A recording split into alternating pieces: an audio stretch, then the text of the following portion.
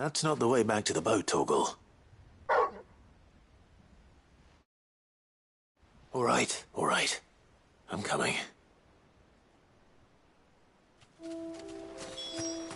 think I know where we're going.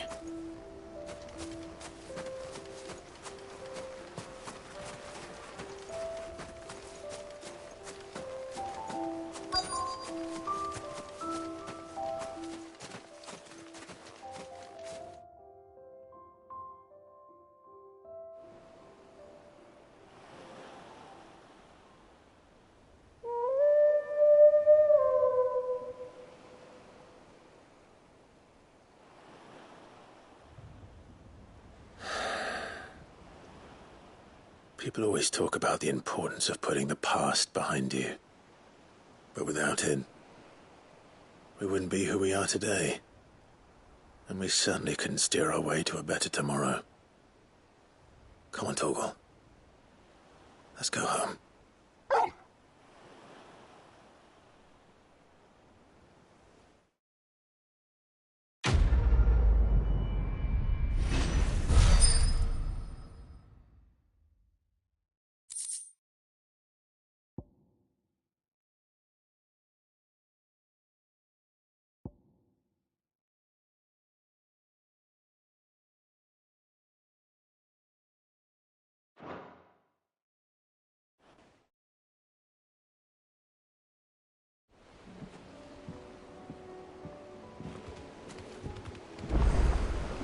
Sorry for the wait. We're ready.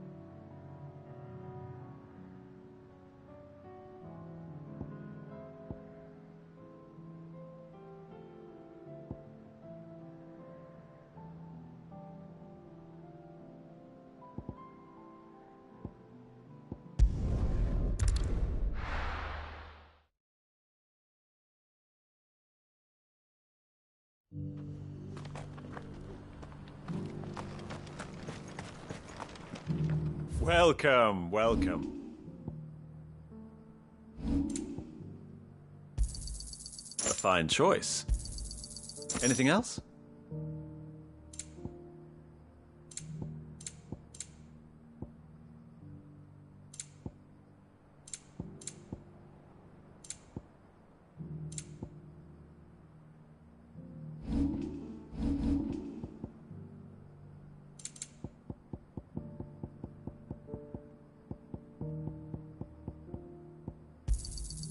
Ah, not bad.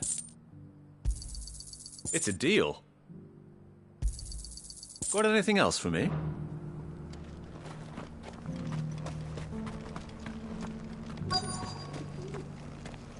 The bearer of the burning quill is within, my lord. Prithee enter.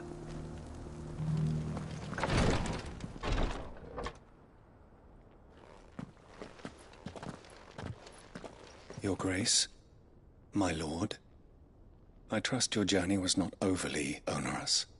Cyril, you found a letter from Father? Yes, I have it here.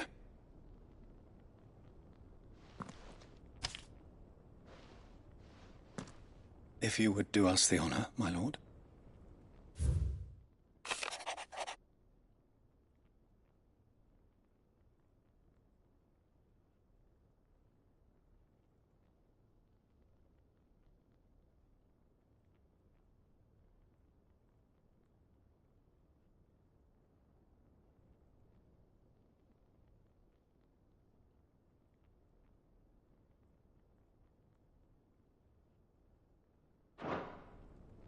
An inheritance.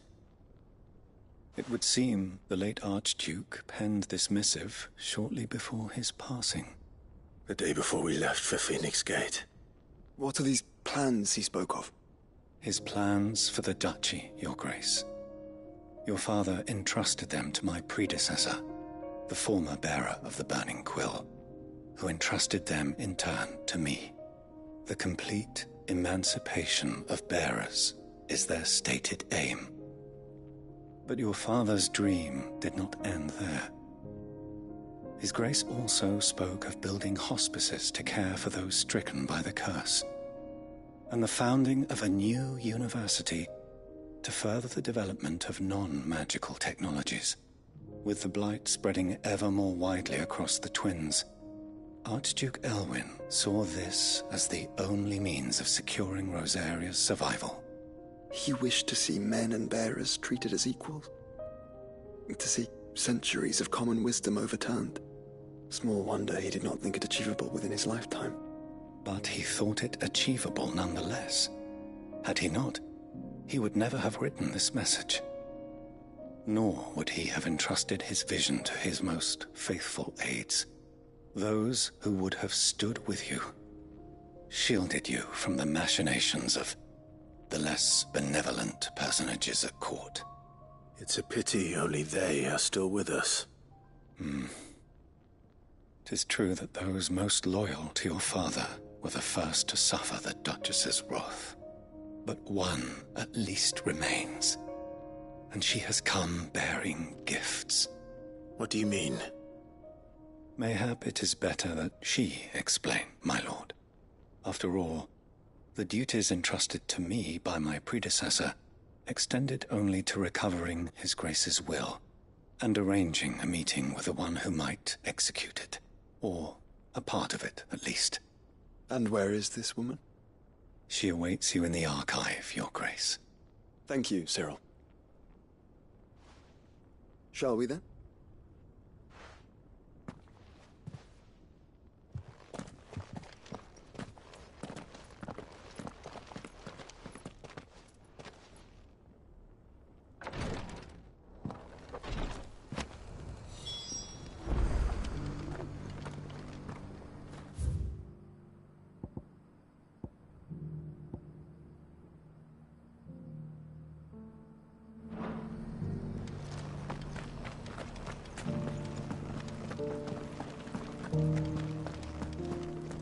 This is the Required Tree, an archive where we of the Undying collect and collate our findings. Fragments of Ultima's true nature surely lie buried within these pages. We have only to unearth them.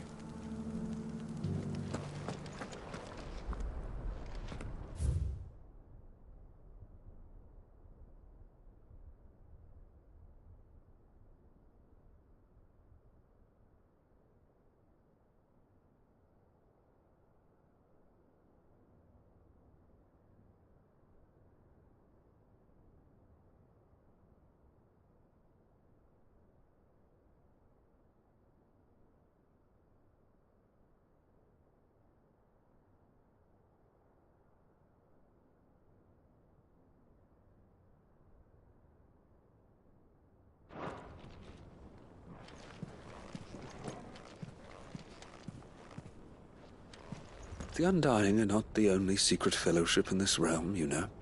There are others, each working for their own ends. Why, not so very long ago, a society committed to discovering how one might cast magics without a catalyst was found to be operating throughout Valisthea. They were denounced as heretics, rooted out, and driven from our shores, never to be seen again.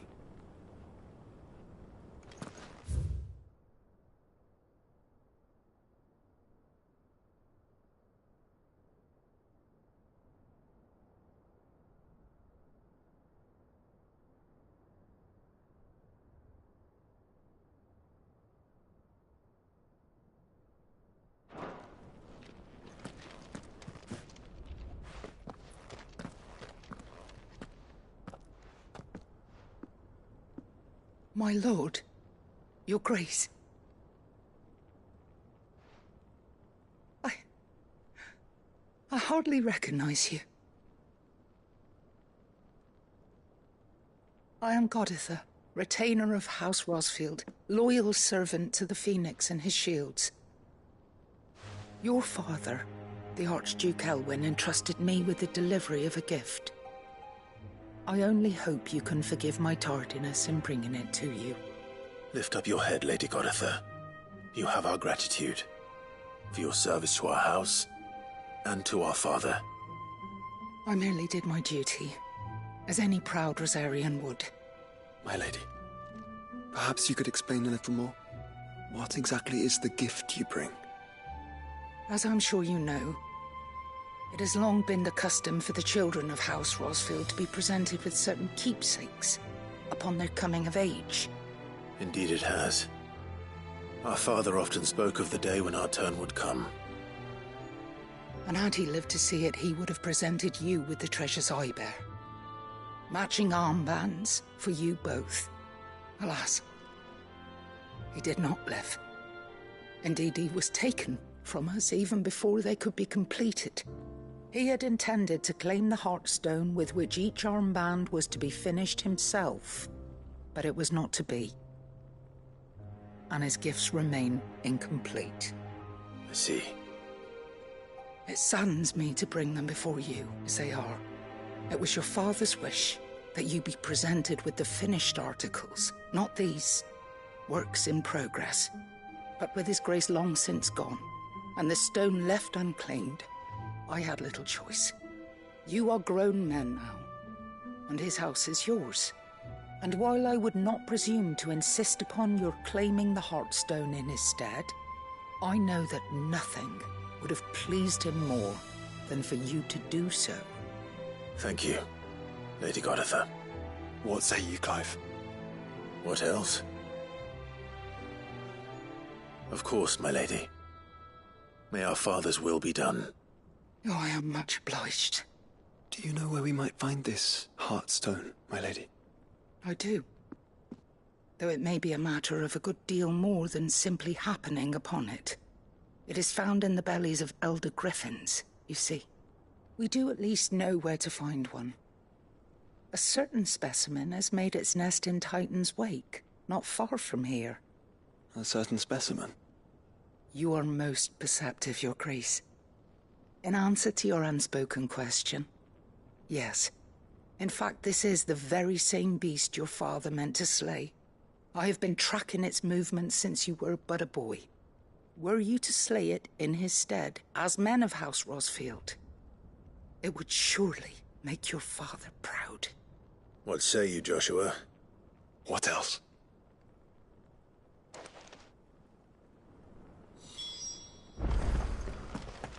Titan's Wake is to the south of here. But we must not be hasty. The good lady has been disappointed once already.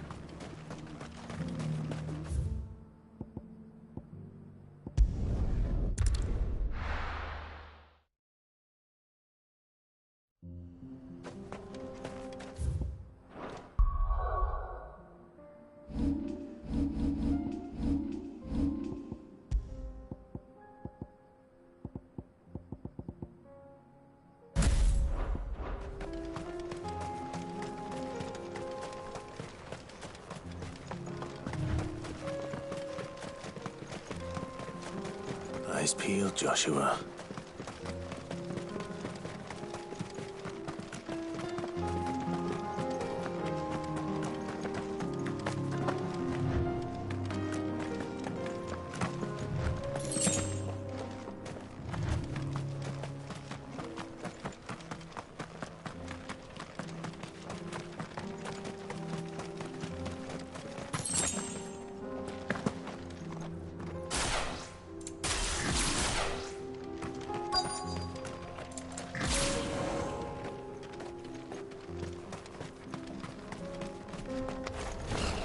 There it is.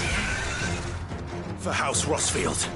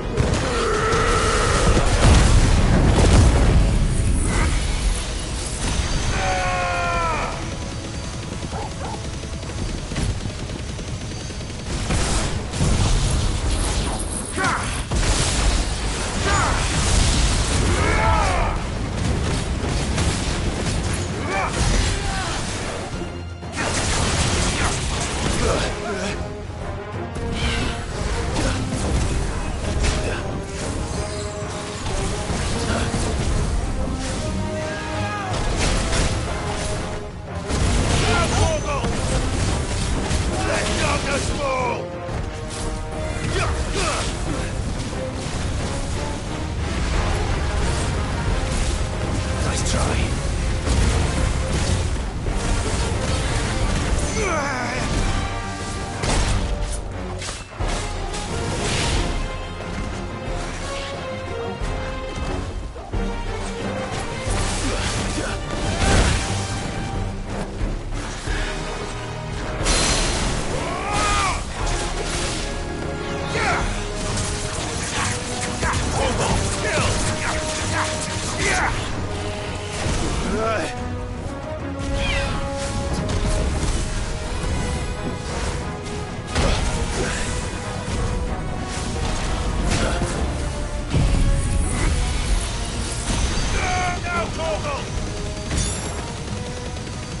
It's over.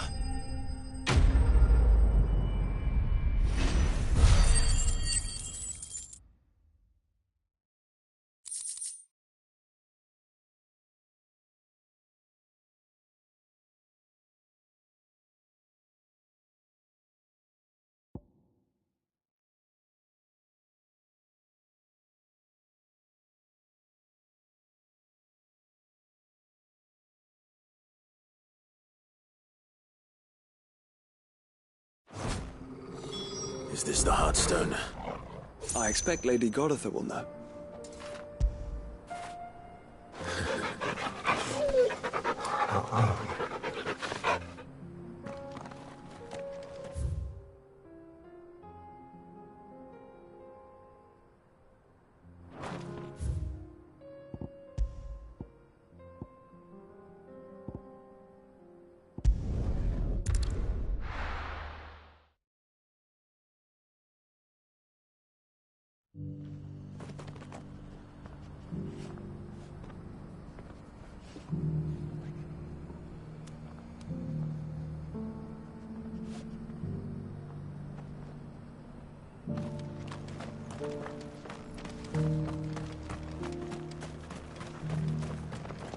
Are you buying or selling? Of course. A fine choice. Of course.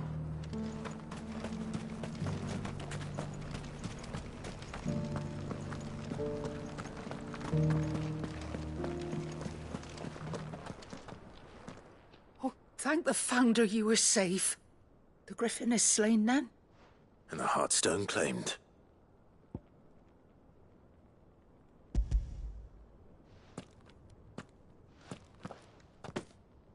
Yes. This radiant luster like frozen flame. It is just as your father described it. Thank you, my lord. Your Grace. Your father would be so proud. Lady Goditha, the lapidary is ready. Thank you, Cyril. I will be with him shortly.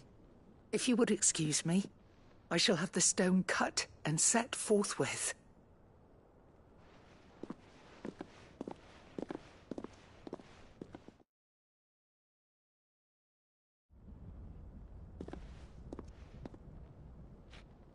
The armbands are complete. Pray, take them. They are yours, after all. Heartstone is harder and more enduring than garnet, or even ruby. It symbolizes unwavering will and devotion. And the graven vines encircling the stone represent the unbreakable bonds between you. It's a message. Father knew we had enemies both inside and outside the duchy. Enemies who would thwart his vision. Only with unwavering devotion would it ever be realized. And only if we stood together, as Phoenix and Shield, as brothers in arms. Only then might those enemies be overcome. Indeed. His Grace knew the enormity of the task he would entrust to you, his heirs. But this was more than just a message. It was a promise. That he would always be with you. Thank you, Lady Goditha, for remaining the steadfast custodian of our father's will. Forgive me, my lady, but there is something I don't quite understand. The Undying told me that after Father died, Mother claimed all of the ducal treasures for her own. Even if the armbands were incomplete, she would surely not have overlooked them. So, how were you able to keep them from her? Because I was the keeper of the vault. Though I was but a lowly servant, your father spoke to me of his intentions for the bands, of the deep love he had for both of you, and his hopes for your future.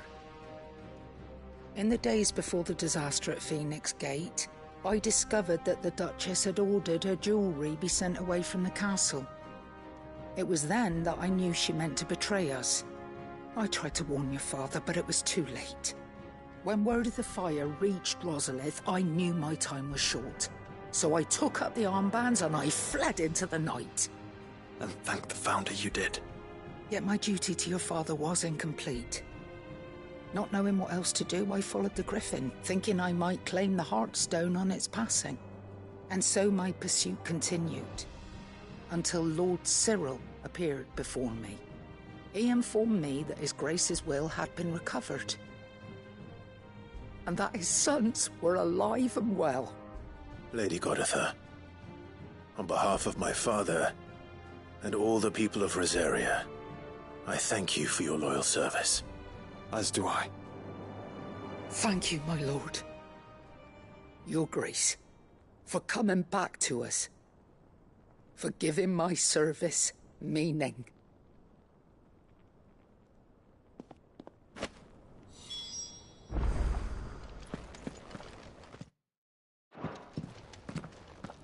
The bands suit you well. It must be gratifying to finally receive the inheritance that was denied you for so long.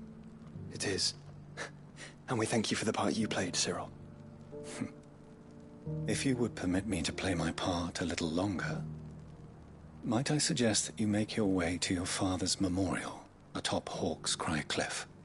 Let him see that you have received his blessing, and that his vision lives on in you. I suppose it would be churlish not to. What do you say, Clive? Shall we pay Father a visit? I think we should.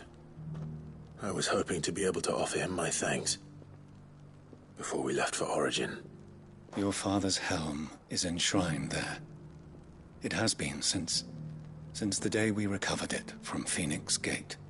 I prithee claim it, for it too is a part of your inheritance, and I do not doubt that your father would prefer it in your hands than perched upon some lonely rock. Thank you, Cyril.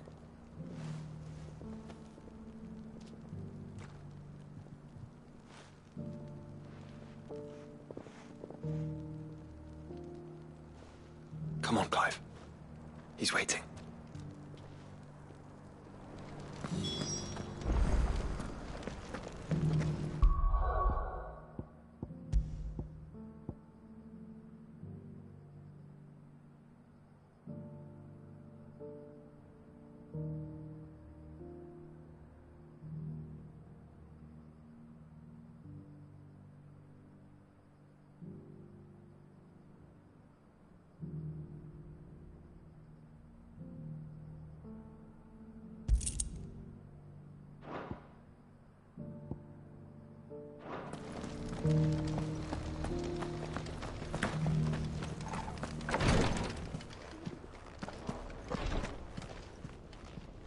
Lord Marquis, if you have a moment. What is it, Cyril? One of our brethren lately journeyed across the strait in order to pursue a new avenue of inquiry in our ongoing investigation. He sent an owl some while ago, but we have heard naught from him since. Was he surveying another fallen ruin? No. The object of his study was a savior cult that has arisen in Ash in recent years. We believe it may have some connection to the Circle of Malleus, an ancient religion that worshipped Ultima as its god. By gaining an understanding of this new faith, we hoped to learn more of the Circle's original beliefs. And so you sent one of your brothers to Ash, a continent teeming with orcs and Akashic. Fully cognizant of the risks, yes. I entrusted the mission to one of the most able of our order, the Third Chair, a master of the arts of combat and survival both. Though he has been silent for some days now, I have thus far refrained from sending any others in search of him. lest they be lost in turn. Yet, it seemed only right to inform you of the situation, given your unique experience of the perils of Ash. For as you so earnestly advised me, it would not do to abandon a man to his fate, when he might yet be saved. It would not. But Ash is a big place. Can you be any more specific? Perhaps. The last owl I received from him mentioned a village where he had heard the cult were wont to assemble. Mickleburg was its name. It lies in the southern reaches of Waloed. If aught ill befell him, I expect it did so there. Right. I'll see what I can do. You are much too kind, my lord. Go then, with my hopes, and may the Firebird's flame ever burn in your heart.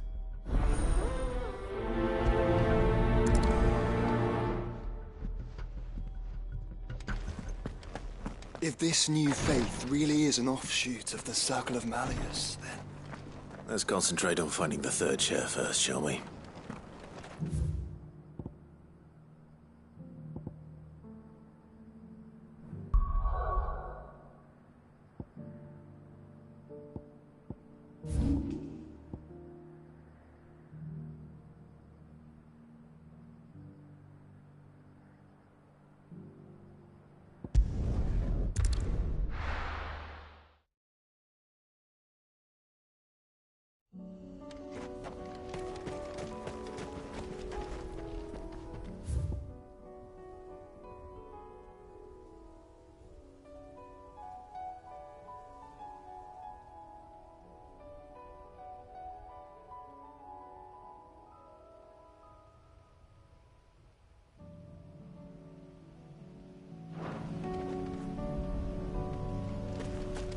Unwavering will and an unbreakable bond. Do you really think we're strong enough? To save the world? Of course. We've overcome Father's political enemies. Of that I'm less certain. Especially knowing what we know now. What Mother was truly capable of. But perhaps these bands would have helped. Knowing he was with us would have made all the difference.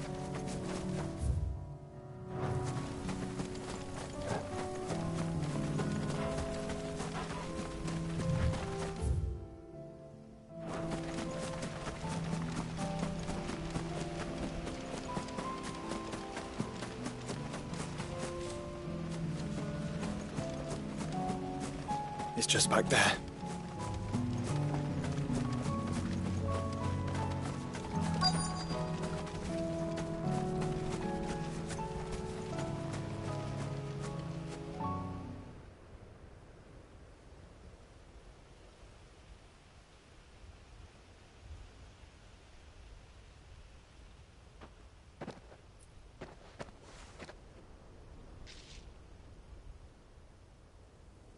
Father always fought for what he believed was right.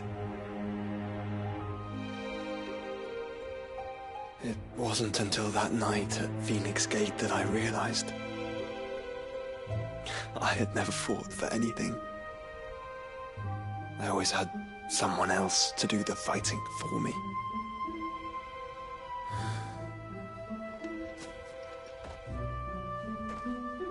No matter how fate conspired against him, he never lost heart, never looked back, never stopped fighting. To me, he was the greatest of men. And I've been trying to live up to his ideals ever since.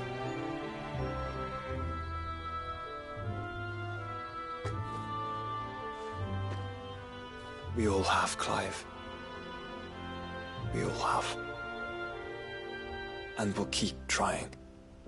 Because that's what he would have wanted.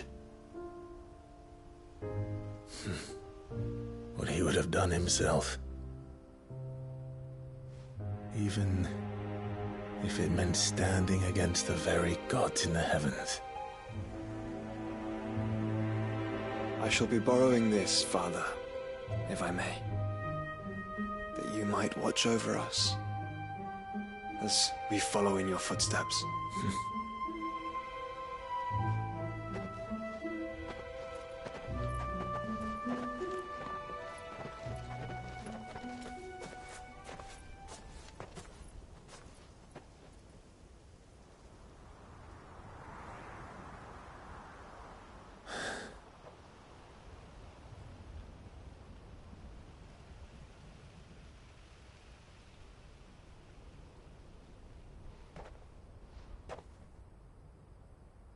We won't lay you down.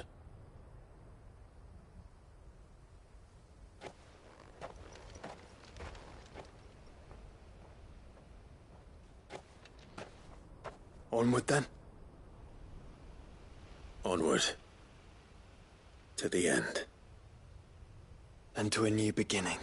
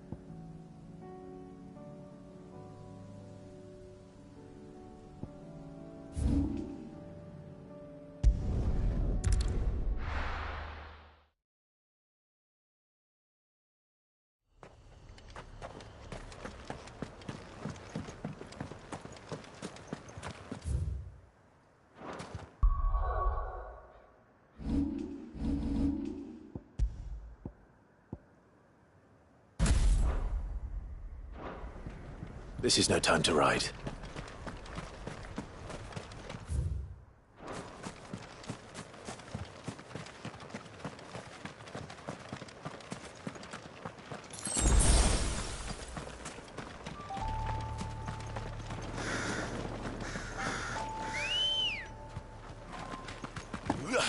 Ready, go? Run like the wind.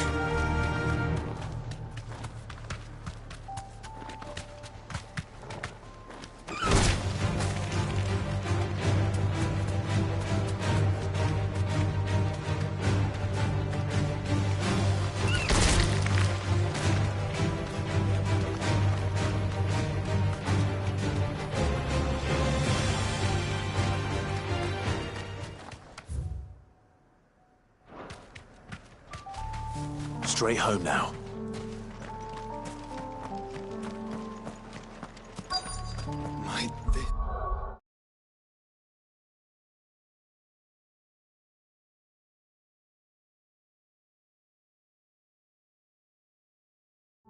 Speak Nickelberg.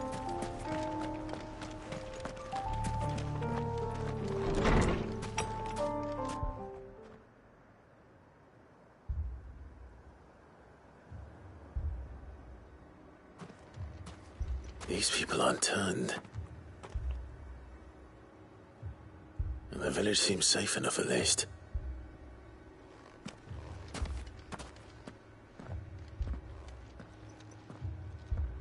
What is going on here? Ah, did you too heed the call? Heed the call?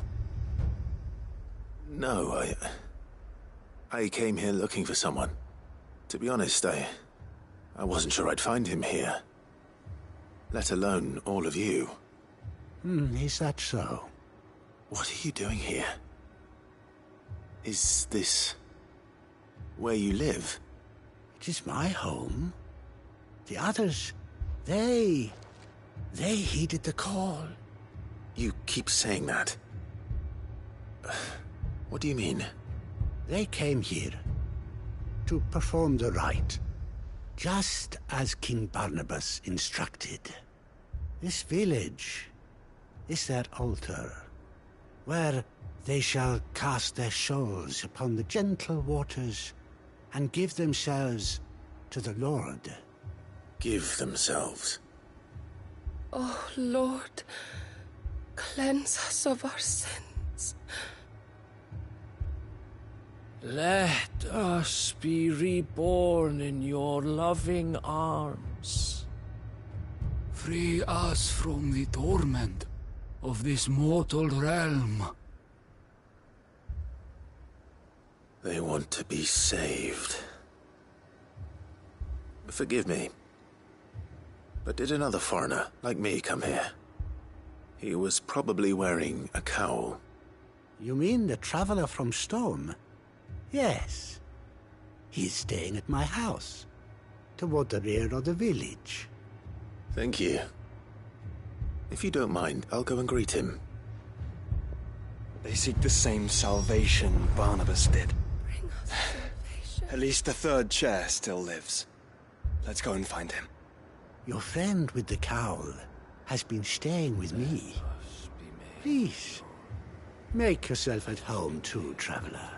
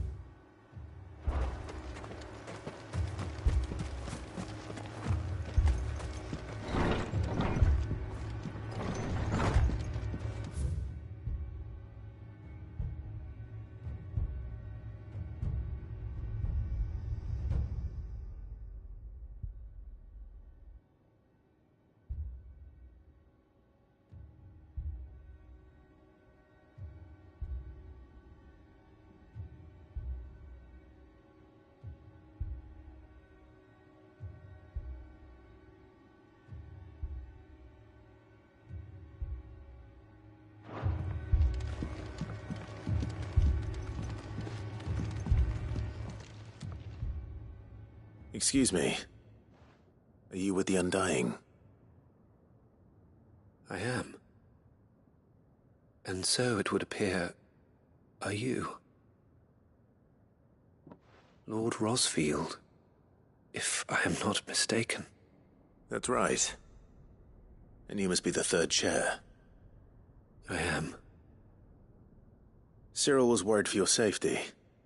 He sent me to find you. Then I must apologize. I did not mean to trouble the bearer of the burning quill. Much less you, my Lord Marquis. He said that you had failed to report. Is there a reason for that? I came here to study the followers of this new faith. But the more I learned of them, the more my own faith began to falter.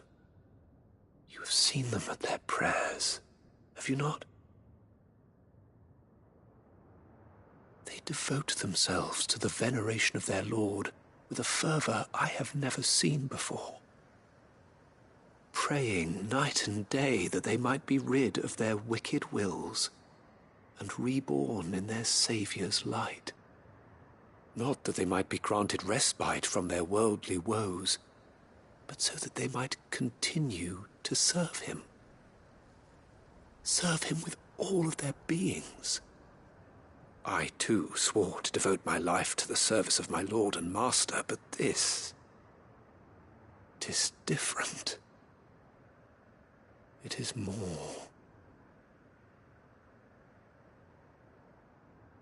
and so I would see it through to the end. See these people safe, that they might achieve their dream, that they might do their duty to their lord,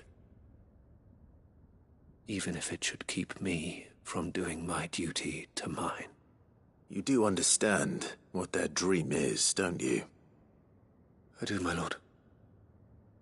They would cast aside their wills and become a Kashik.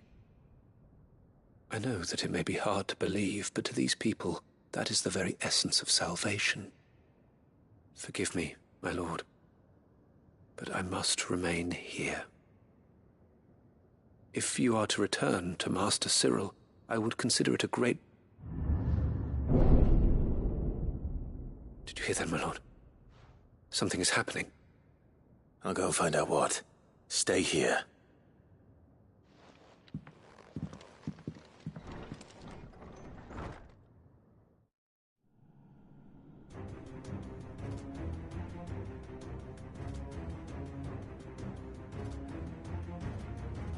An ether flood.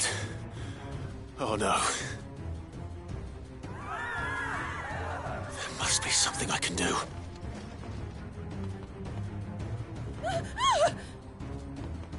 Echoes as well.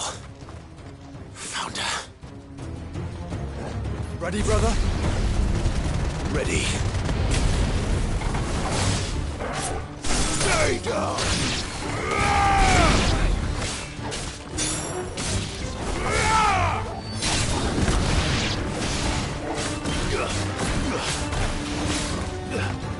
Stay down!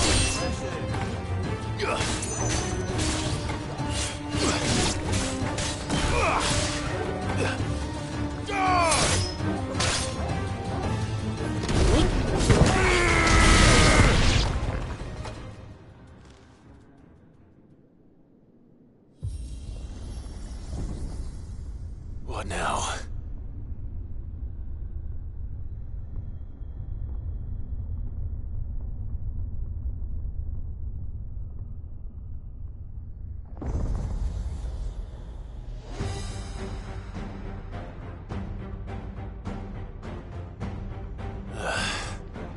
We meet again. I've killed your kind before.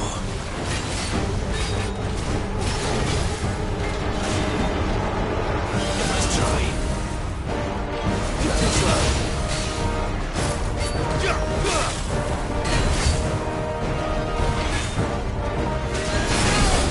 Too slow.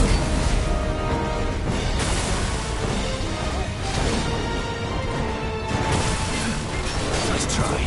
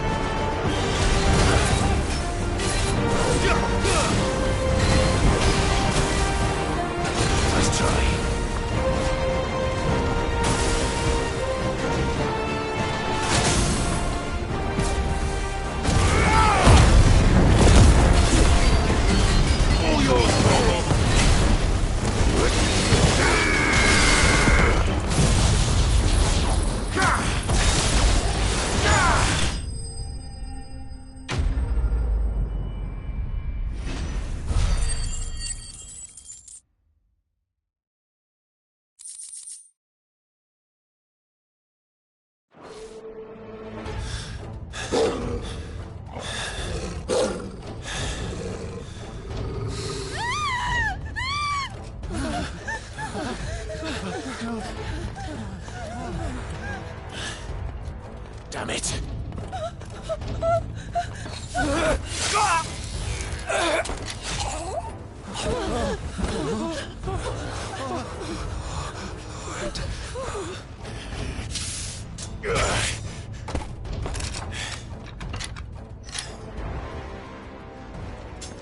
Don't you die. Come on, speak to me. I had to save them, that they might have a chance to find true salvation. By devoting themselves to the service of their Lord. Just as I did when the Undying plucked me from the gutter and gave me a cause to believe in. A duty to serve was everything to me, and I would not deny them that fulfillment, even if they must become a Kashik in order to achieve it. Forgive me, my Lord Marquis. I did not mean to trouble you with this. My findings. Could you deliver them to Master Cyril for me? Of course. Your duty will be done.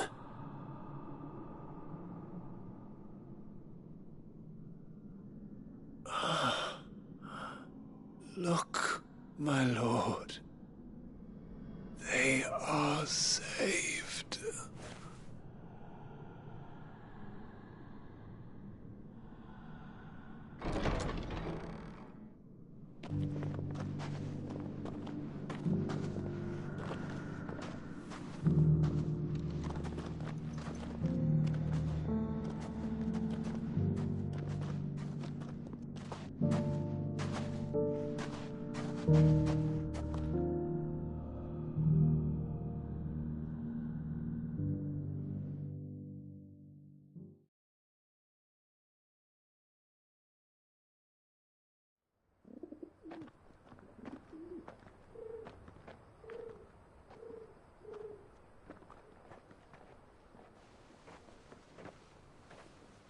They are saved. Founder. I should get this report to Cyril.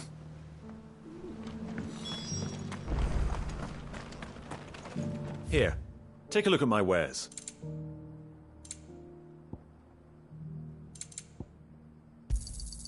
A fine choice. Anything else?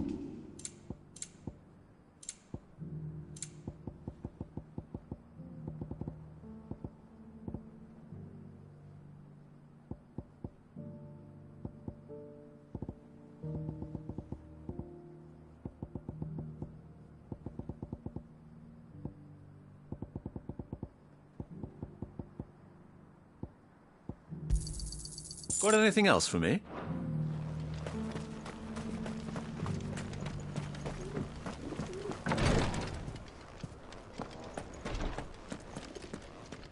News has reached us of the black bulk that soars over the strait. Lord Cyril has ordered our survey teams to investigate it forthwith. It would seem that your battle is coming to a head, my lord. I pray that you and your brother will emerge victorious. May the Firebird's flame burn ever in your hearts, and guide you back home safely. My Lord Marquis, welcome back. I am glad to see you hale and whole. I met with your third chair, Cyril. He bade me deliver his findings to you.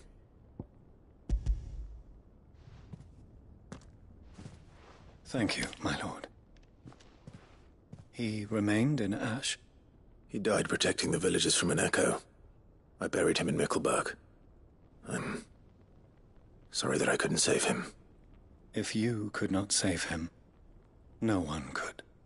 The villagers, they were believers in this savior cult. They prayed to their god that they might be unburdened of their wills.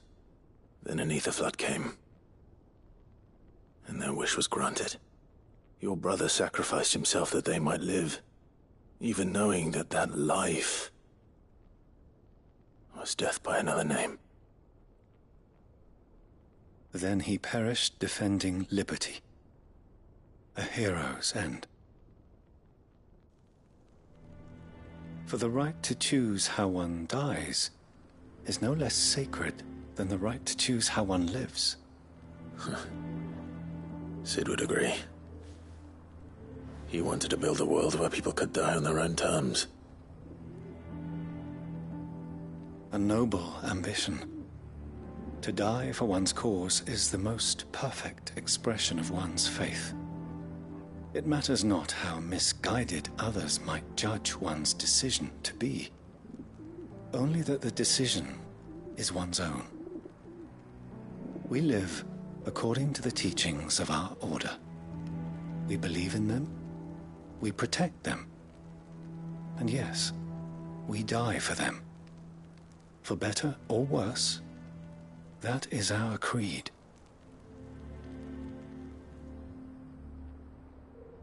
But he didn't die for your creed. He died to save them. And you still believe that what he did was right. I believe that he believed it was. We of the Undying are not slaves, but willing servants. And this was his will, the ultimate expression of it. All right. I'd like to know this man's name, Cyril. To know the names of all the Undying who've fallen in the line of duty. They died serving my house. It's only right that I remember them. That is my duty. Of course. I shall fetch the Book of Martyrs at once. My lord, it has been, and shall ever be, the greatest honor of my life to serve House Rosfield. Though our duties may differ, yours is no less important. I pray with all my heart for your success. And were they here, I have no doubt but that every one of my fallen brothers and sisters would feel the same.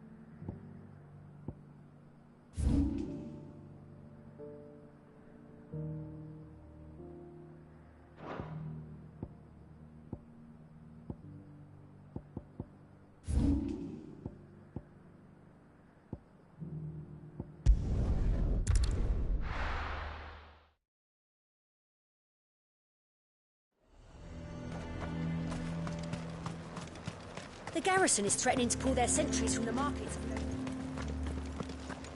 I would speak with this duke. Saw the captain just now. Your town needs you. I need you.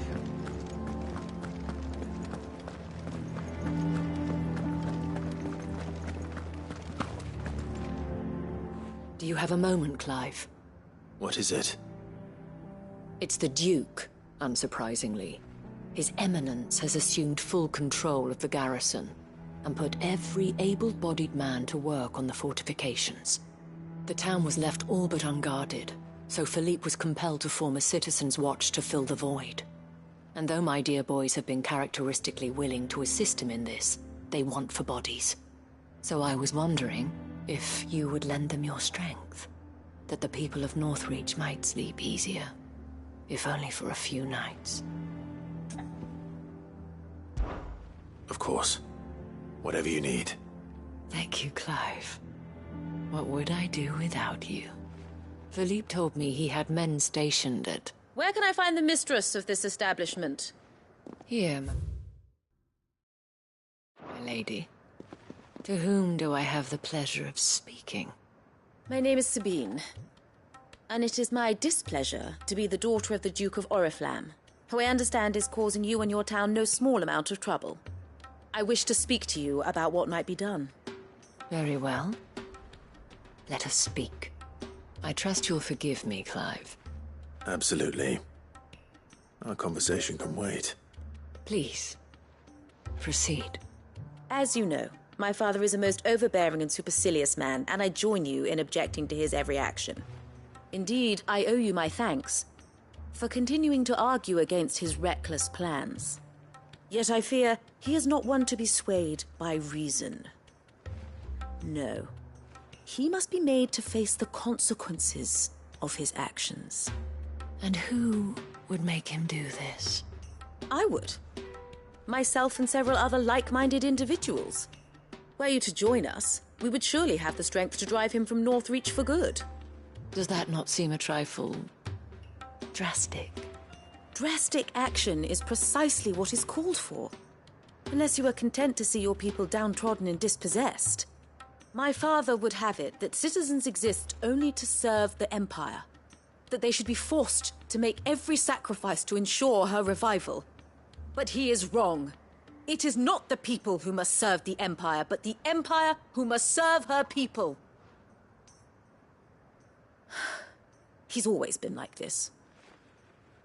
Scornful of the opinions of anyone he judged beneath him. But he cannot be allowed to ride roughshod over the common folk any longer. We must fight him by all possible means. Fight him? No. My purpose is to quell the tension in Northreach, not to stoke it. Respectfully, my lady. Our only chance of saving this town depends upon every one of us uniting against our common enemy. Your father and his followers included. While I understand your frustrations, I cling to the hope that he may yet be won round. False hope, I assure you. But I see that your mind is made up. I shall bother you no longer. If you will extend me the same courtesy, I bid you good day. She certainly has spirit. Indeed. But unfortunately for us, that spirit is only likely to harden the Duke's resolve, which may be enough to seal the fate of this town. Not that she cares. This is all about her and her father. Families. I'm sorry, where were we? Ah, yes. I was about to tell you of Philippe's plans for the town watch, but perhaps it's better that you heard them from him. I believe he's in the market, if you'd be so kind as to seek him out. Right away. It's just a pity I cannot join you. I'd like to see the two of you in action together.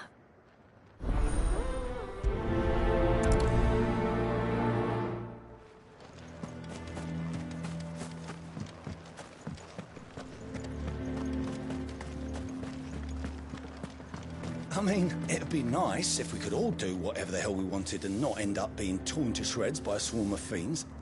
But we can't, so we've got to make sacrifices, just like the Duke of Oriflamme says. Your town needs you. I need you. But the Duke would have me clapped in irons.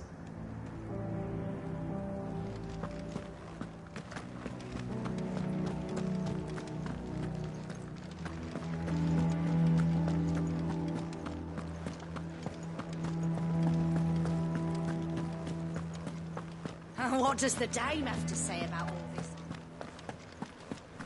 So you are content to abandon the... Please, I beseech you. If you are a true son of Northreach, you must fight to defend your home. That's exactly what I am doing, milady. Or trying to, at least. The land is crawling with fiends, and someone has to keep watch. Even when our true enemy is hiding in the garrison? Fine. You're not the only able-bodied man in Northreach. Thank you so much for your help.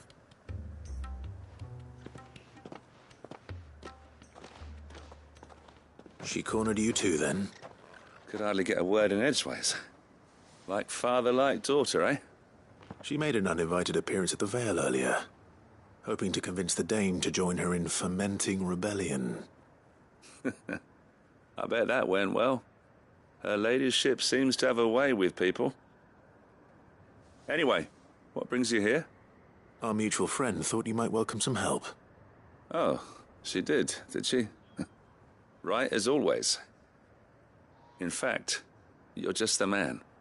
We've had some reports, you see. Sightings of, you know what. They're back. Seems that way. All over, too. We haven't been able to confirm anything yet, but if you're willing, you could go and see what's what. Right. Where should I look? You know Grieger's Weep? One of the sightings places them somewhere on its shores. I'm on my way. Thank you, Clive. I'll look into one of the other sightings. Let's rendezvous back here later.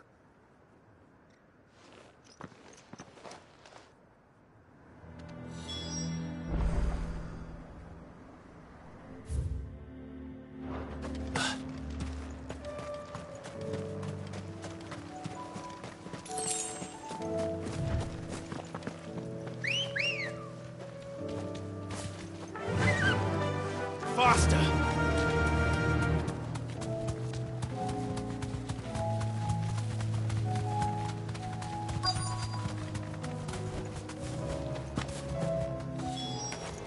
Damn it. The reports were true. I need to stop them before they get to the town.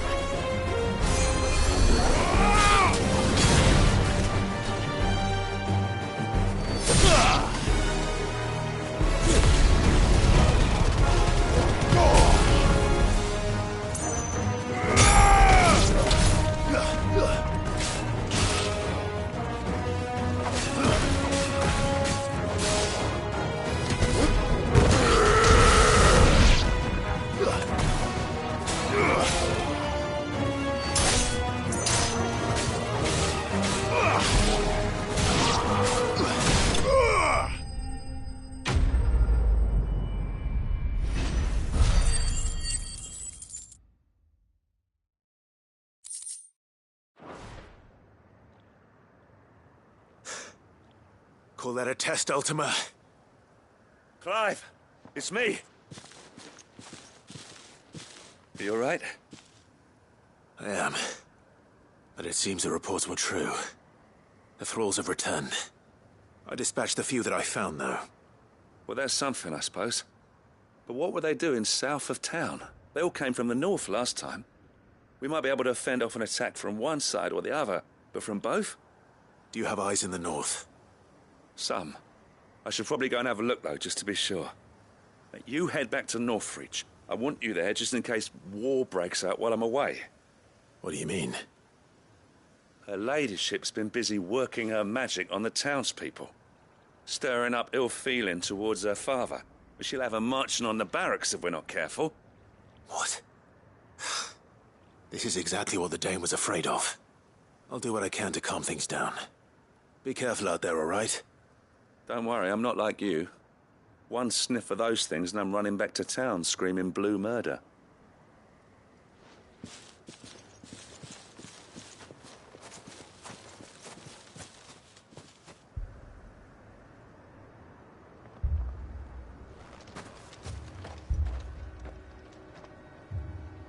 Do you not see, Father? The people of Northreach have given enough, and only a fool would ask for more. Listen to me, Sabine. Where would our people be without their country, hmm? The Empire is their sword and their shield. It is she that ensures they can live without fear. Now she teeters on the brink. Without their sword, how will the people fight? Without their shield, how will they protect their kin? Can the unarmed stand against the advancing hordes? No. But there is yet hope. A new shield, a new sword. A new empire. We can rebuild Sandbreck, just as Great Grieger wills it. Perhaps we could, Father. But we don't want to. Not if it is built on the broken backs of the people. Please, let us not quarrel in the street. You must see that no good will come of this. Our fight is not with each other, but with the threat that draws ever closer to our gates. A threat that your sword has yet to rid us of, Your Eminence. You will hold your tongue, whore! You may have filled my daughter's head with your heresy, but I will not be corrupted! Corrupted? Your daughter's opinions are her own, as you would know if you had ever deigned to listen to her. At least I hope they are your opinions, and not posturing born of a family feud. Northreach deserves better than that. Northreach deserves better than you, Carla! Yes, I know who you are. The slut of Twinside who bedded a Branded. Jealous, are you? That a woman might choose a bearer over a pious man of Grieger. Clive! I met a swarm of thralls coming south from Oriflamme. Hundreds of them. Too many to count. No. Work on the fortifications has scarcely begun. We will retreat to Caer Norvent and there make our stand. Did you hear me? That was an order! While this is but a heartfelt plea, let us make our stand here and protect our homes. Protect those that we love. Together, for Northreach!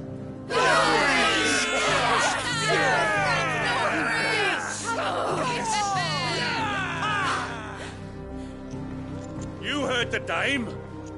What are we waiting for? Pikemen to the gates. Archers to the roofs. Quickly, come on!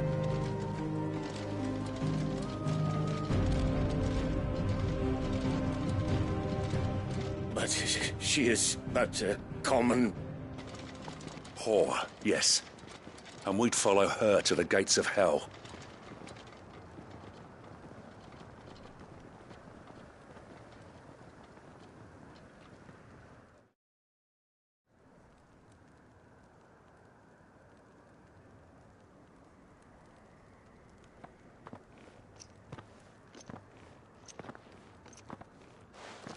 The men have their orders, and they look like following them.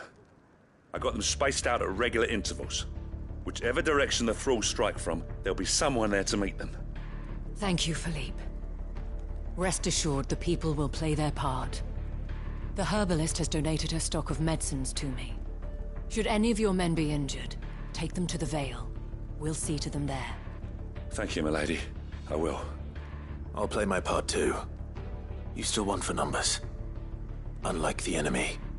I only hope I can go some way to evening the odds. Philippe, can I leave the south in your hands? I doubt the thralls by the lake were the last of their number. Of course. I'll lead a party down that way so we don't get taken by surprise. What about you? I'll make my way up the road to Oriflamme. I fought a few of these things.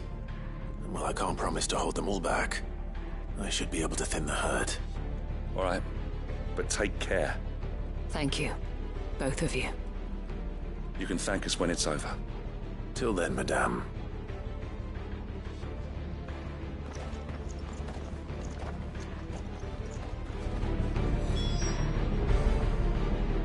When the fighting begins, we can take refuge in the barracks. We'll be safe there.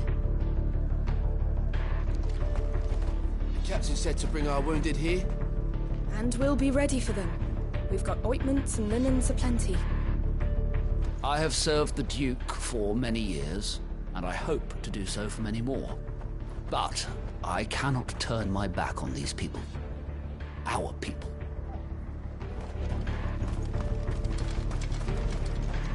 Merciful Krieger,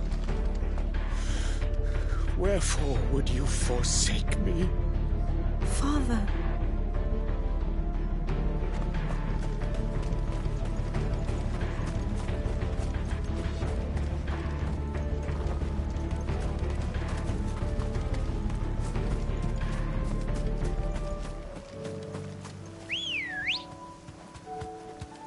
Ready, go? Run like the wind.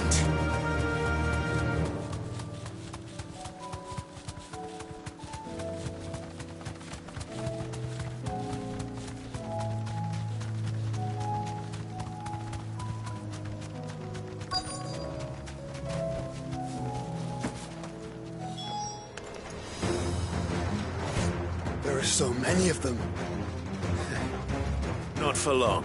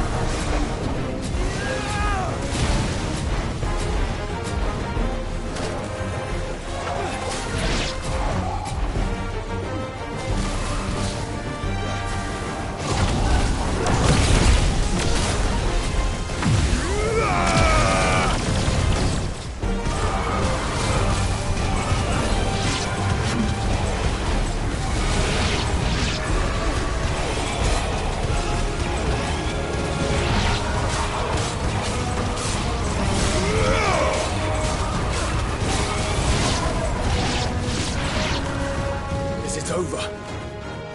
No. It's only just begun.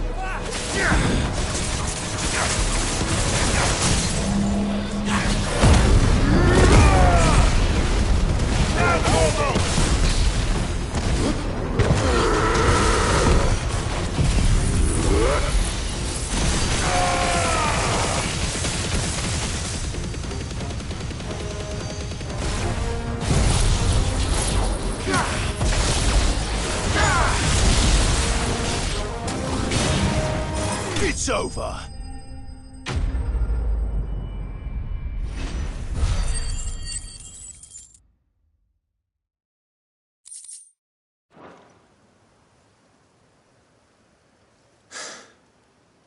That looks to be the last of them. I wonder. Better hurry back to town. Come on, Torgal.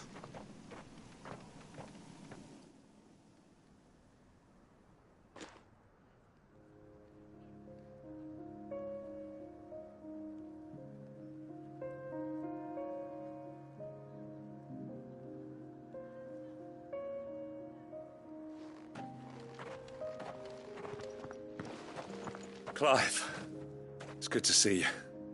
And you. The road to Oriflamme is clear. How did you and your men fare? Well, we ended up fighting for our lives down by the lake. Took a few nicks, but nothing the girls of the Vale can't put right. Glad to hear it. Well, it seems we've survived. For the time being, at least. I thank you both for answering the call. You were right. And I was wrong. About everything. I had thought that the only way to unite the people was under the banner of Empire. That without a strong hand to guide them, they would drift apart, to be borne hither and yon by the eddying currents of fate. But you brought them together. Not by force, nor by the exercise of goddess-given authority, but by simply being one of them. By knowing what they feel, because you feel it yourself. Our purpose was ever the same, Your Eminence. You were merely distracted by a loftier vision of empire and glory, while our eyes beheld matters closer to home. You have the right of it again. As did you, Sabine. His Radiance said it himself. Sanbreque is naught without her citizens. I forgot that, and I am sorry. I'm sorry too, Father. I should never have taken things so far. I only wanted you to understand how the people felt. How I felt. But my anger got the better of me. Do not blame yourself, my dear. This was my doing. I should have listened to you. To all of you. Your Eminence, your ladyship, I do not doubt that you came here with the best of intentions. But I believe the same could be said of us all. We all want safety, security, prosperity. Not just for Northreach, but for the entire realm. And we may yet achieve it. If only we work together. Will you join us in this? Yes. We shall. Thank you, Your Eminence. Now that that is settled, I must go and see to the wounded. The Vale's doors are always open to any soldier in need of relief. And today there are more than ever before.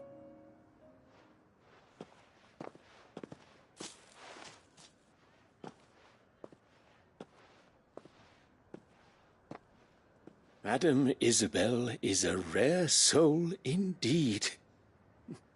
In these dark times, I see that it is not men like me who should lead the realm, but women like her. You're right. If only I'd listened to her when I had the chance. Forgive me for saying so, milady, but you still do. The dame said it herself. We can turn things around. We just have to work together. And that goes for you, too. You're one of us now. One of you? Well said, Captain. Let this be a new beginning. Not only for Sanbreque, but for us. Well, since there's nothing more to be done here, I should see if Isabel needs any help moving the wounded.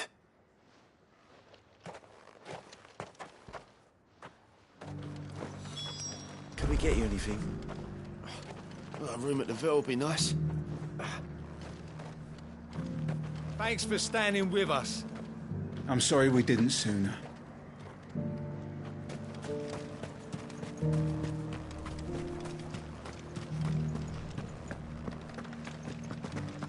There's no need to worry any longer.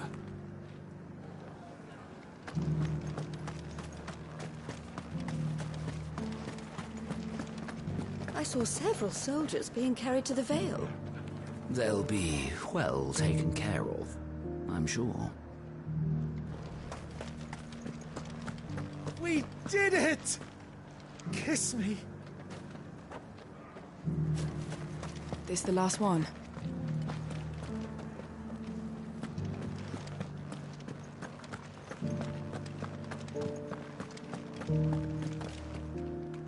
How goes the treatment of the wounded? I'd be happy to man one end of a stretcher if it would help. You've helped quite enough for one day, Clive. Thank you. Don't mention it.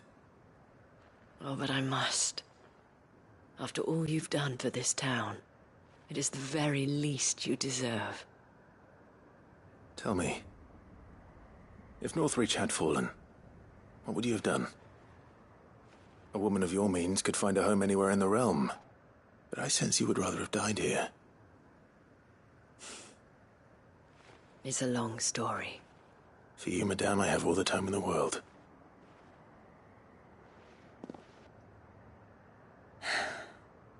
Very well. Long ago, I had a life in the crystalline dominion. I was Carla then, courtesan to the nobility. So sought after was I that it was only they who could afford my time.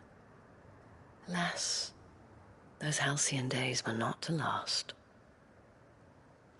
For naive as I was, I fell in love with a bearer.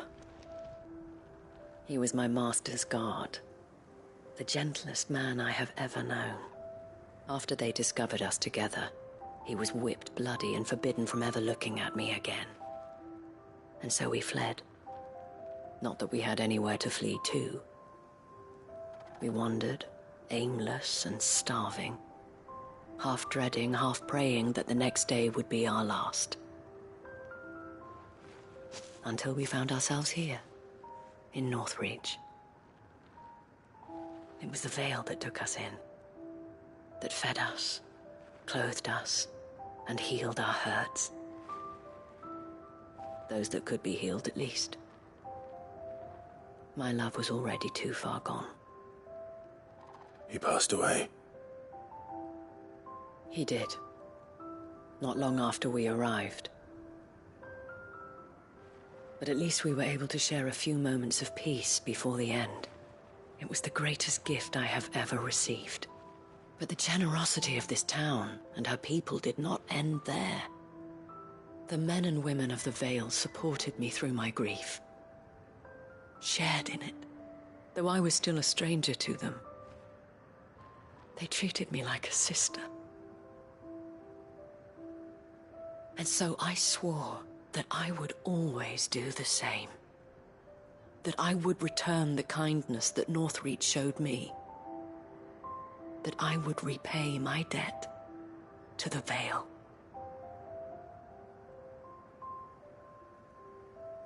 Thank you, Isabel, for sharing this with me.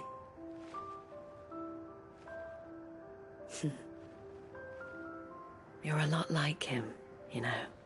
Perhaps that is why I have such a soft spot for you. Never stop fighting, Clive. And I shan't either. I know that it will not be easy to keep Northreach together. But our efforts will be rewarded. Just look at us now. The people, the soldiers, even the Duke of Oriflamme and his daughter. All united in defense of this town that we have come to call our home. And what of you? Can we count on your support too? Always.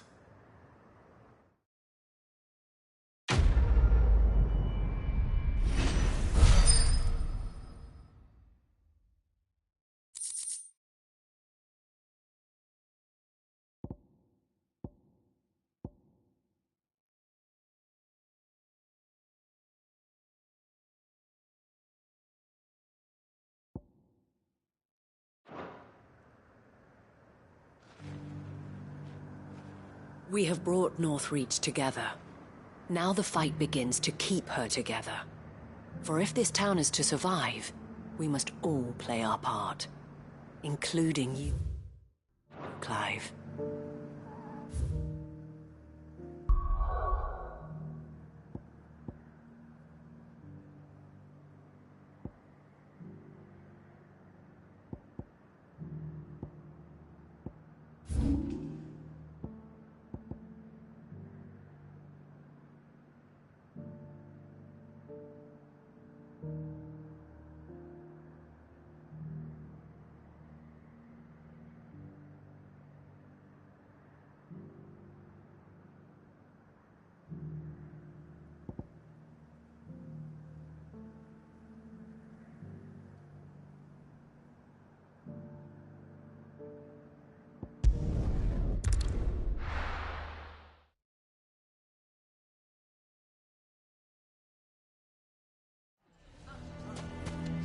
Why the hell would Victor take the bearer's side?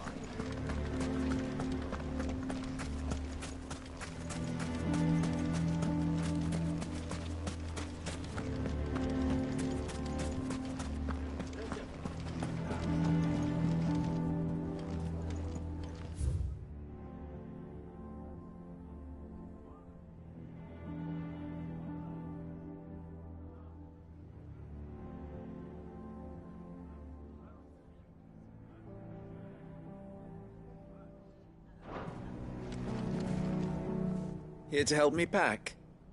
Thanks, but I'll be traveling light. I'm almost finished already, in fact. You're really going to go through with this, then? I am. But before I go, there is one small issue I'd like your assistance with. Well, two, in fact. If it's within my power to help you, I will. It's the children. I refuse to let them share in my disgrace. And if I leave them here, they surely will. Our friendship would see them ostracized forever. But I can't take them with me either. I can think of only one place where they are certain to be safe and provided for and loved. The Hideaway.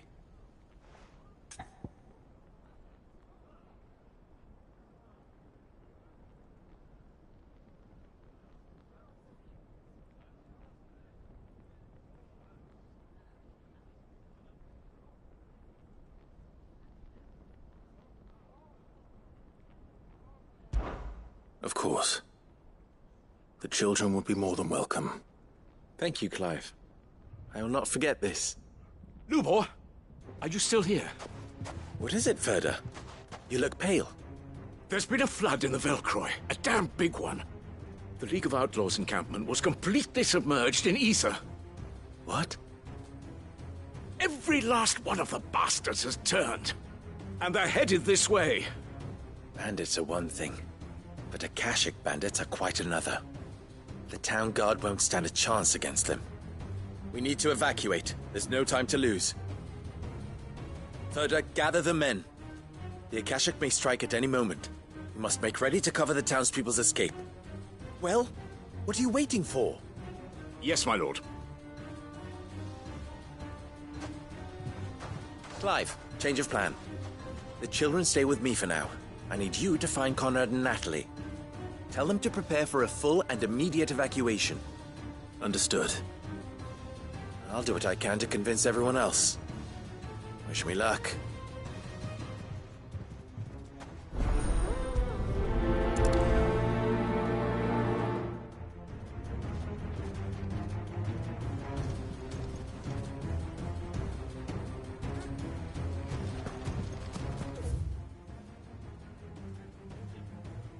What's an Akashic? You have to listen to me. They're coming. Why do they always have to make such a fuss? Huh? What's the commotion?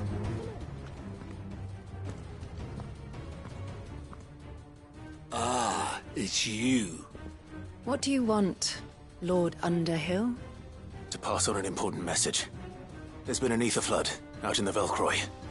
The camp where the so-called League of Outlaws were gathering has been swallowed. They're no longer just bandits. They're Akashic now, and they could be here at any moment. You need to begin preparing for a full-scale evacuation right away. Oh, do we? And who was it who gave you this disturbing news, might I ask? Lubor, perhaps? The man spreading the same poison out in the square as we speak. You may believe his lies, my lord, but we know better. But why would he lie about something like this? Some twisted attempt at revenge, perhaps. If he had not been unmasked, he may well have been elected our leader. A great honor for one of his kind. One he might well feel aggrieved at having been denied. Lord Underhill, forgive me, but it has become all too evident where your sympathies lie. Lubor cannot be trusted, and neither, therefore, can you. You may not trust me, but for the sake of your people, ask yourselves if there is any chance that this is true. There isn't. You can be certain of that. Now be off with you. You're making a mistake. Come, Clive. If our words will not move them, then we must find another way to help save the town. You're right. Let's speak to Lord Ferda. I think we'd better shut. What's Lubor raving about now?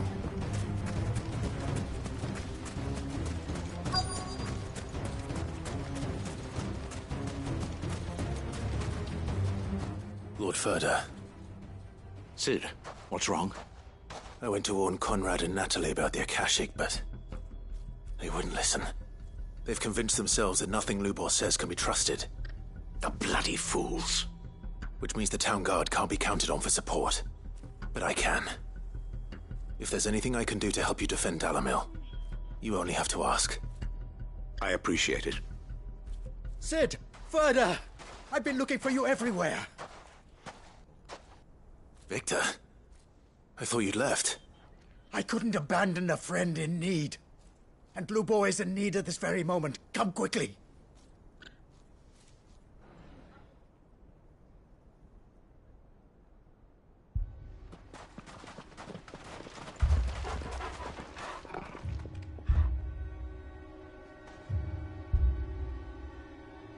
You have to believe me! The Akashic are coming! They don't eat, they don't sleep, they don't tire, and they don't care who they kill. They're unlike anything that's come before. There won't be no parley, no mercy granted!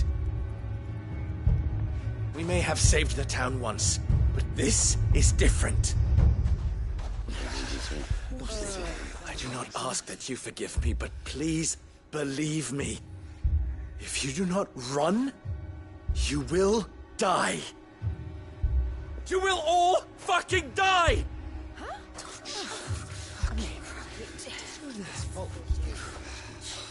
You'd like that, wouldn't you, bearer? Yeah, with us out of the way, your kind will be free to claim Dalamil for yourselves. You should run! Run, bearer! Yeah, run! Run! Far away! Run! Just go! Yeah. Yeah. Yes! Go! Come on, then. Go on! Go! Just go. Lubor. Wait. Someone's coming. Go. Come on. Stop! You're hurting him! Ah! Ah! Oh. Ah.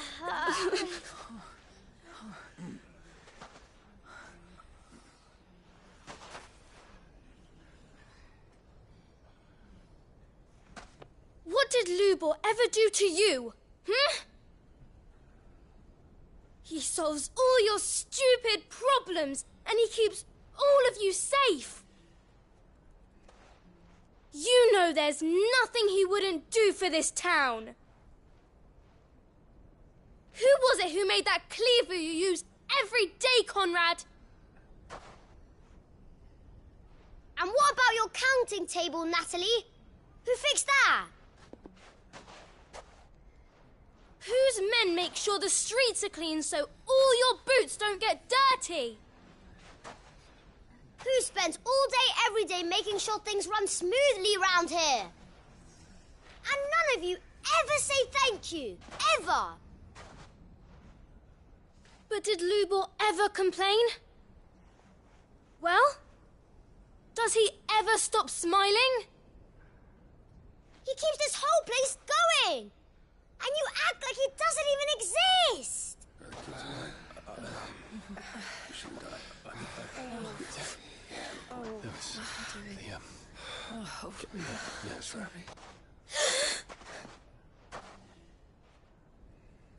Lubor, we've heard enough. Wait! We will not run. The town guard will not abandon the very place it is sworn to protect. And I will not give up for lost the stores that we labored so hard to fill.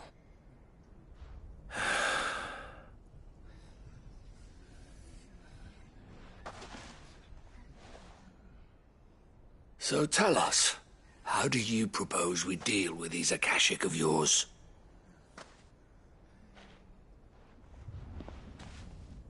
We won't run, but we will fight. All right, then.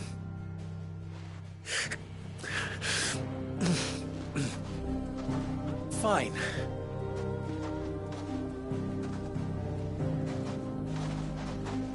Gather around if you don't want to die.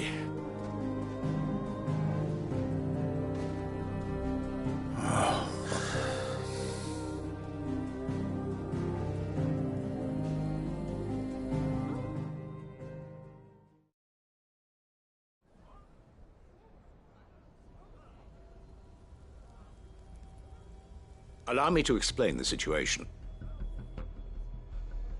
The ether flood occurred near the village of Cheratina, deep in the Velcroy. The place had been abandoned for years, until the League of Outlaws decided to make it their base of operations. Now they're all turned, and if the scouts' reports are correct, heading in this direction. They are mindless monsters, driven only by hate and rage, and they are utterly unpredictable. With the bandits, we at least knew how and where they were likely to attack. When these creatures come, Dalamil will have the bitterest fight it has ever faced on its hands.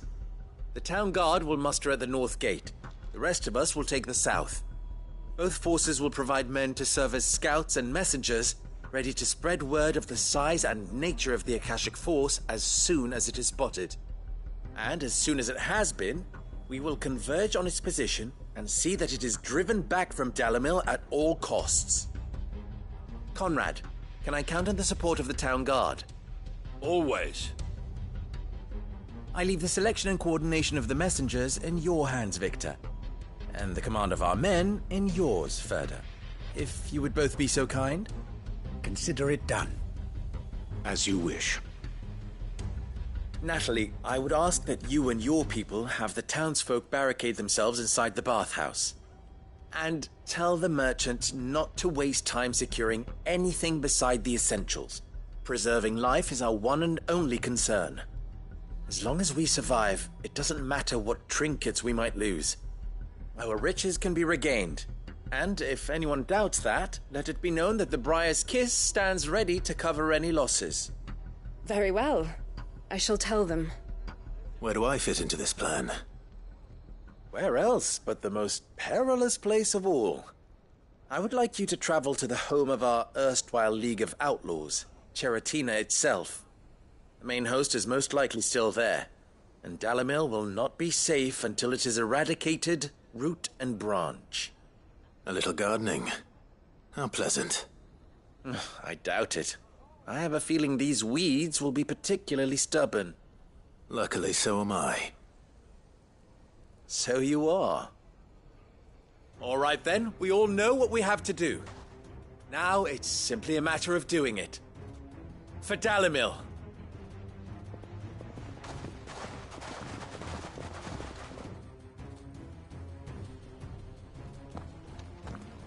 Looks like everyone's ready. I'd better not keep them waiting.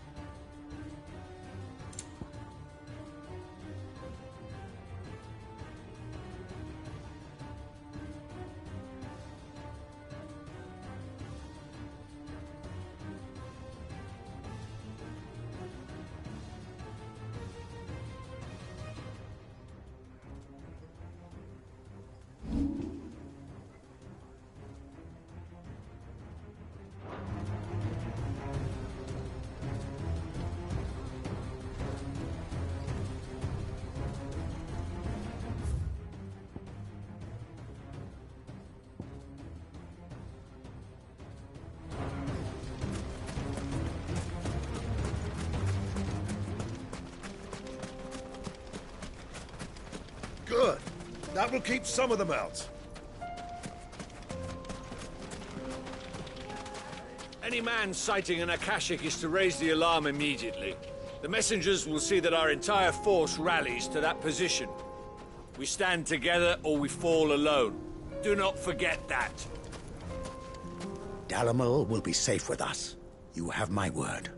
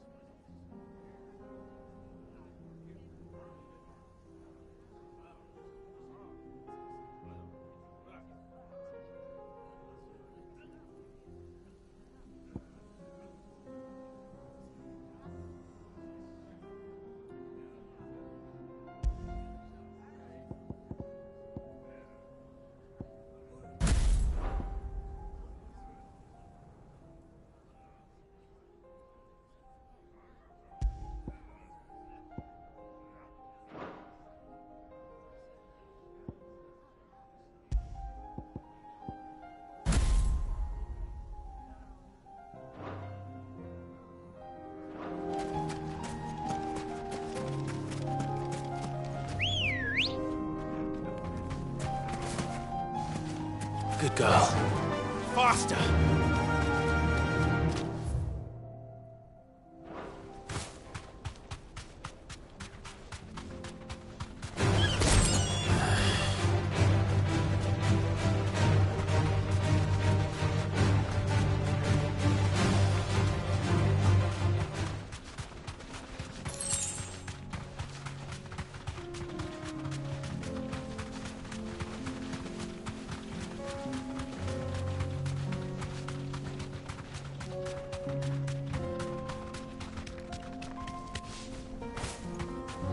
There it is.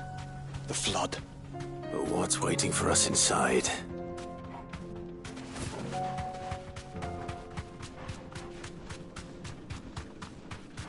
Quiet.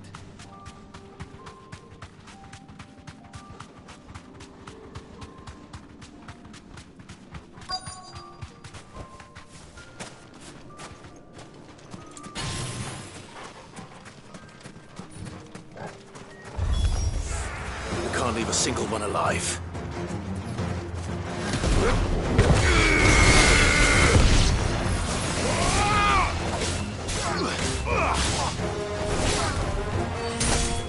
It's over!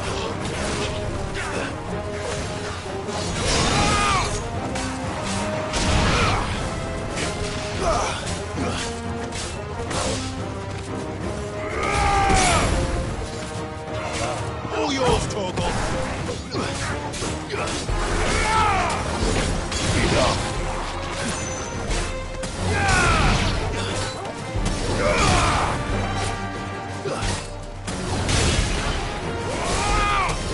Farewell!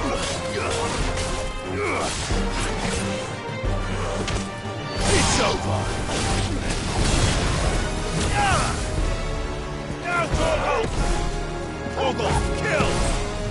Now, Torgal! Die!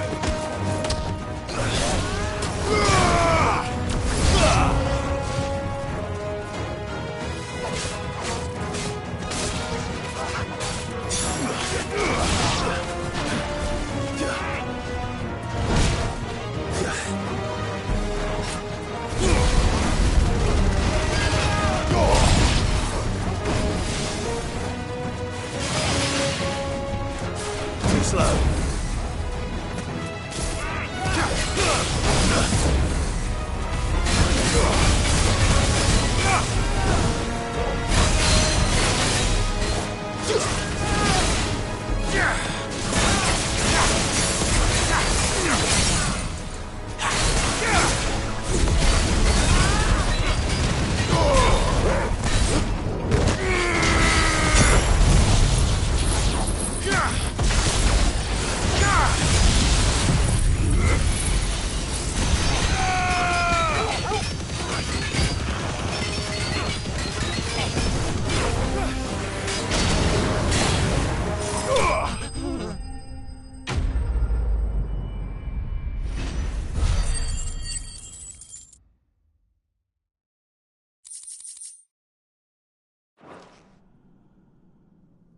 The League is disbanded. I should get back to Dalimil and see how the others fared.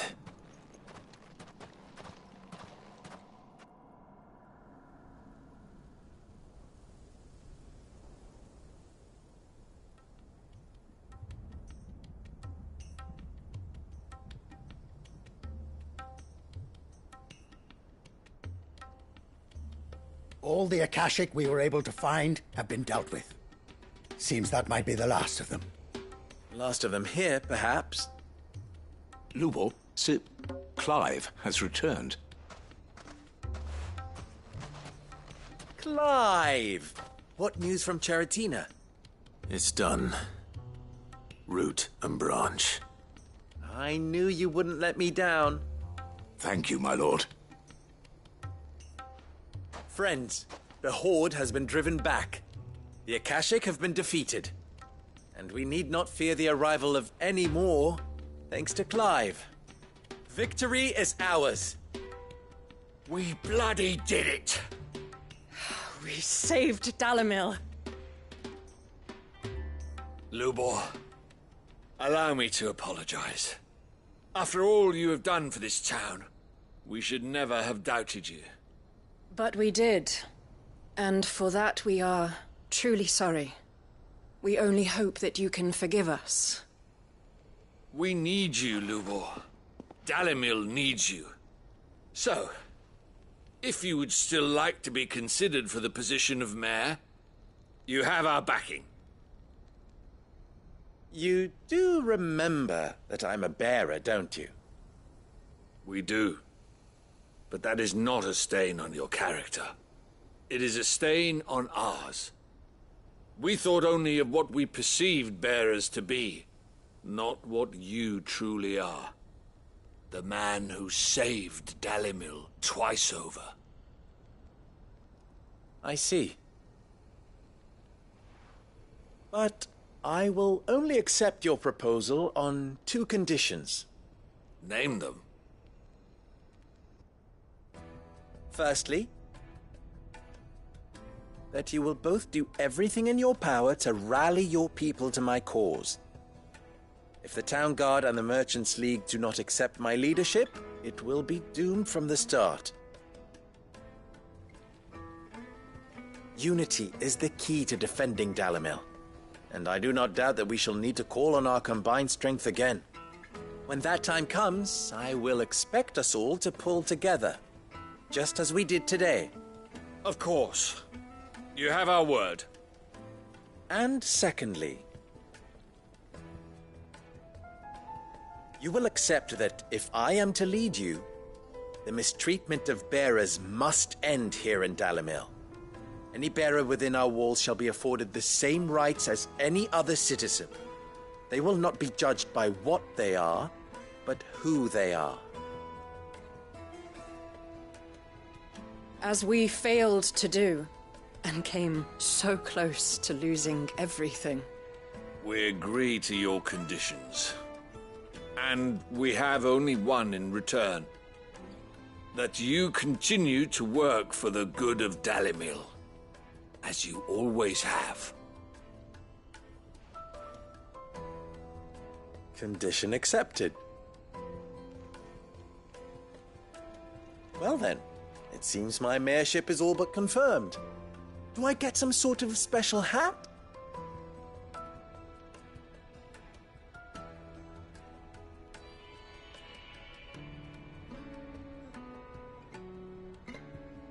How fickle fate can be. Not so long ago, I had resigned myself to leaving Dalimil in disgrace. And now, I find myself her leader. Here. For everything.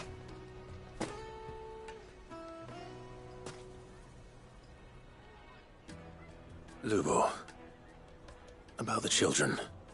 Fear not, you are of course relieved of your responsibility. I would sooner face another horde of Akashic than see them brought up as outlaws. I'll make sure they're safe here. I don't doubt that you will. And not just the children, but everyone in Dalimil. I'll do my best. Can't have all your hard work going to waste.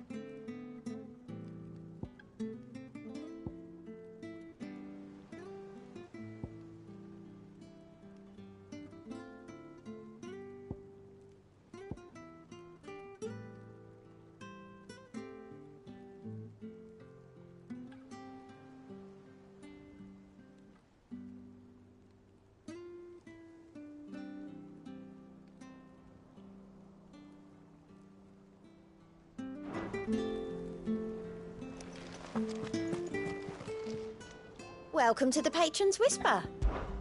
Is everything we've received and everything promised?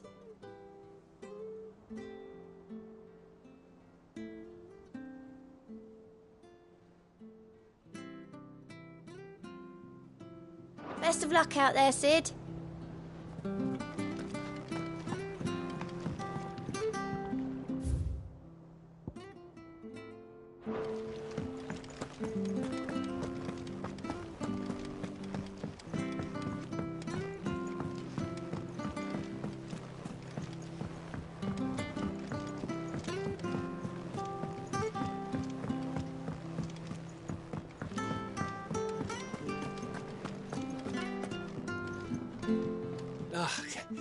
You alright?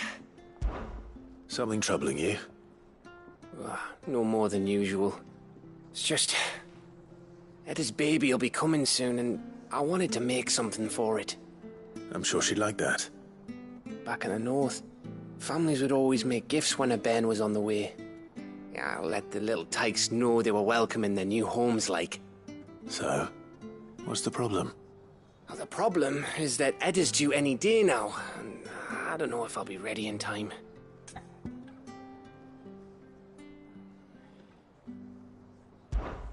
Is there anything I can do to help? You know, there just might be. All right then. What exactly are we making? A good luck charm. But not just any good luck charm. Not just any. No. One made from the feather of a silver chocobo. There's naught luckier in all the realm, or so we used to say back home anyway. Thing is, they're hard to come by. Had Otto and Karen check with their suppliers, but nothing. I'd try and track one down myself, only... Only the big day is fast approaching. And that's all you need, a feather. That or the bird whose oar sits attached to, aye. I was gonna start by asking around with travelling traders plying the northern borders. Well, there's no shortage of those passing through Martha's. I think I might make that my first port of call. I'll let you know if I find anything. You're a good friend, Clive. I won't forget this.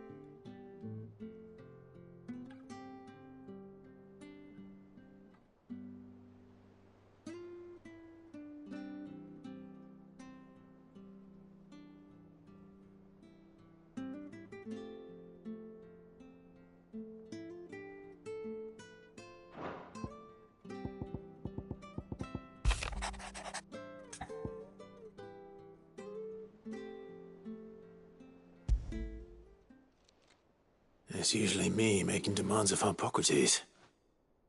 I wonder what this is about.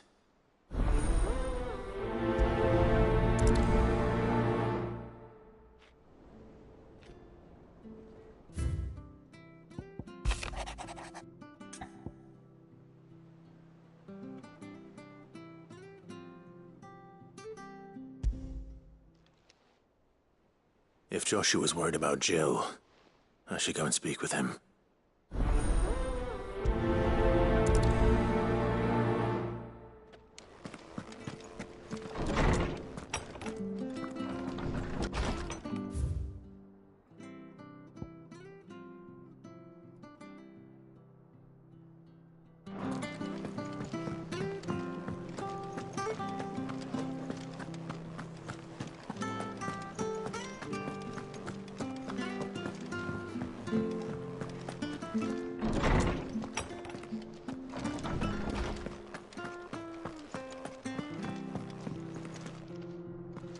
Swordsman Harpok? Ah, yes.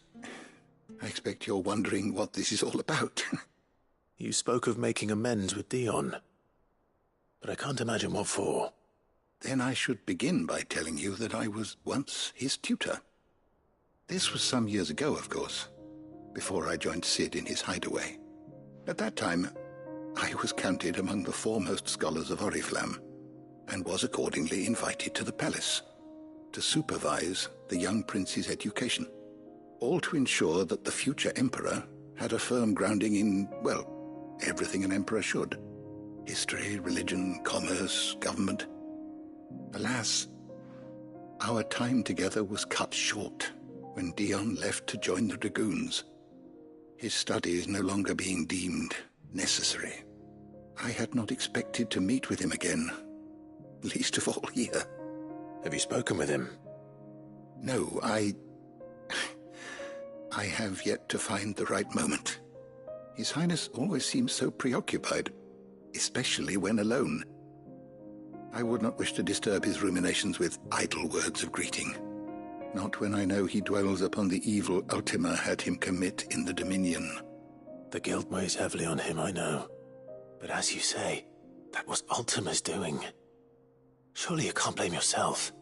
When I first met him, it was not guilt, but his people's expectations that weighed heavily upon him, and I did nothing to ease that burden. He bore it alone, until the day he could not bear it any longer. It is one of my greatest regrets that I only ever offered him my wisdom, when what he truly needed was friendship. The blame for Dion's transgressions lies not only on his shoulders, but on mine. I see. I'm ready to help you in any way that I can. Then I beg that you bring me a wild wyvern tail. Apothecaries across the ages agree that even to glimpse such a flower is to be granted inner solace. Fabulists and fraudsters all, of course. But there is oft a seed of truth to be found where even the most outlandish opinions align. Well, it can't hurt to try. Where can I find this flower? And how will I know it? You have seen cultivated wyvern tails before, I trust. The lily-white blossoms from whose roots the poisonous ink for the brand is distilled. Well, those which grow in the wild differ only in their purple hue. The harsher the environment in which they are raised, the deeper the colour. There is a waterfall in Rickmal's roost across the strait, where the flowers once grew in abundance. Whether they still survive there, I know not. But try as I might, I can find no likelier location. It's all right. I'll find you a wyvern tail one way or another. Thank you, Clive. And please, be safe.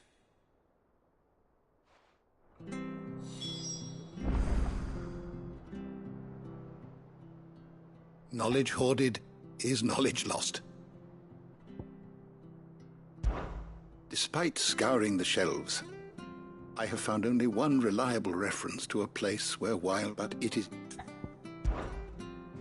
I have a few new notes that might interest you.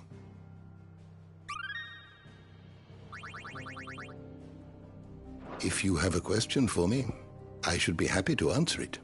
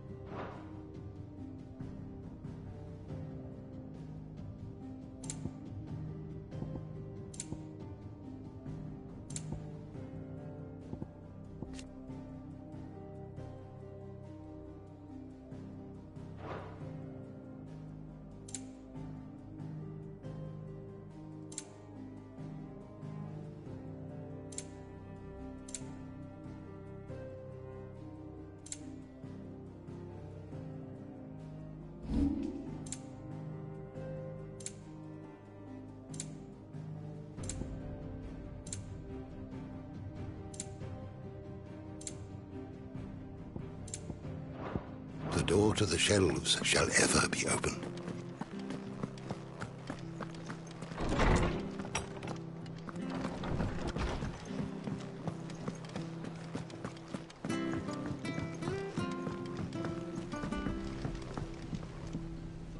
Joshua, I read your message.